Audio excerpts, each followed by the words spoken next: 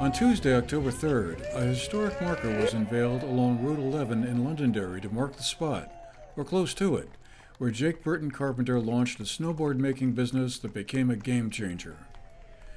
The workshop where Burton Snowboards began was in a building that burned down in a fire a few years ago and is a short distance from Williams Park, where a crowd of friends, family, and snowboard enthusiasts of multiple generations gathered to honor the memory of Jake Burton Carpenter and the company he started in the town back in 1977, and which has since grown into a large international business.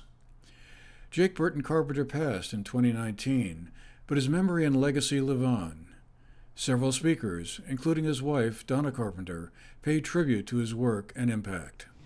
So I think that he had a sense of this being a place of if you work hard, you could still have a lot of fun. So like Bob said, in December of '77, he moved here. He started out of a barn in a house where he was the live-in caretaker, taking care of 2 horses in exchange for rent.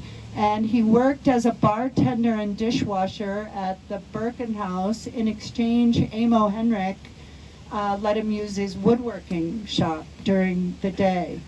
By day, he built makeshift snowboard prototypes and tested them right here in the back hills of southern Vermont.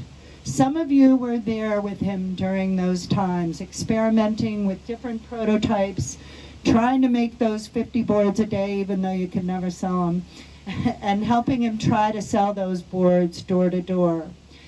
He came up with a logo, thanks to Mimi Wright Lyons now, who's here. He came up with this mountain logo that we have used as a symbol of our company since the beginning.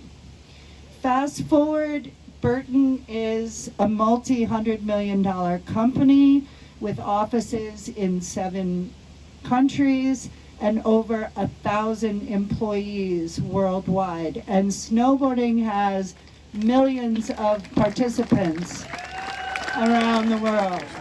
You know, I always say he was really low-key, he was really chill. I mean, Burton developed into a company where you could wear whatever you want and bring your dog. But underneath, he was so driven and so competitive and so determined to see this passion become the sport that he knew was there. So this must be quite a powerful moment, I would imagine. This is an incredible moment. I think of historical markers as marking presidents and battles or whatever. But when you think about it, snowboarding changed the mountains as we know it. And I think the place where he started deserves to be recognized. Kelly Clark, a 5-time Olympian from Vermont, also shared her memories. Snowboarding has come a long way from then, and an even longer way from when it started in a workshop here in this town. I'm grateful to have been part of it, but none of us would be here without Jake and Donna's vision for what could be. They inspired countless people like myself that we could also turn nothing into something. Jake pioneered and created an entire industry. He created a sport, and we were the home team, and he never stopped cheering for us. I'm pretty sure at most Olympics, Vermonters bring home more medals than most countries, which is pretty awesome. Vermont is a special place, and Burton is a special company. As you all know, it's the people that make an organization turn from good to great. I believe without vision, belief, endurance, and community, you don't make it very far in life, as a company or as an athlete. I'm forever thankful for the Carpenter family, for their belief and commitment to me and to snowboarding. We all owe them a lot of gratitude for giving us such a wonderful gift like snowboarding. So let's give it up one more time for the Carpenter family.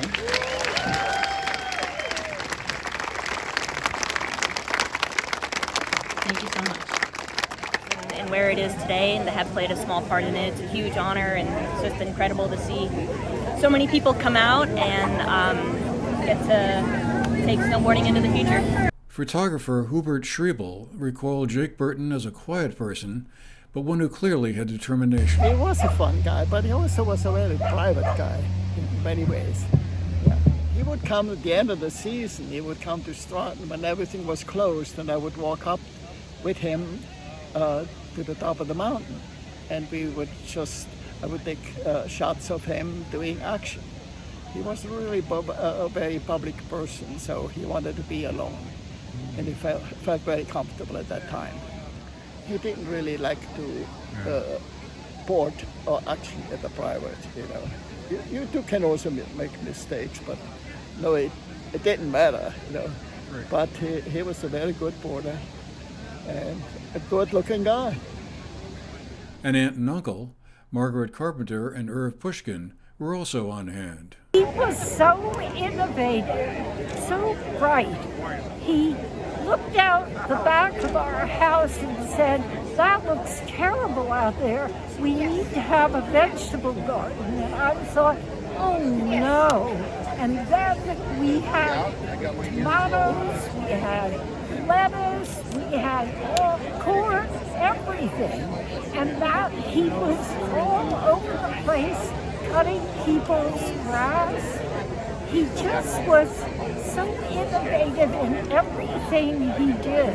In Halloween, he had a whole path from the house to the barn filled with frightening things that came out. And he took children from schools to come and go through that whole area. He was renowned for things like that. Just a wonderful person, always interested in helping people. He's wonderful.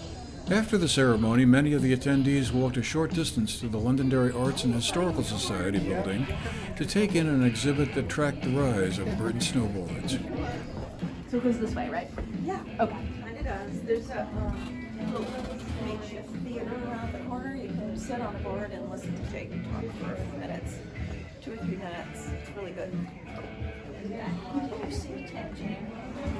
He was here earlier, and I know he was going down. I haven't seen him.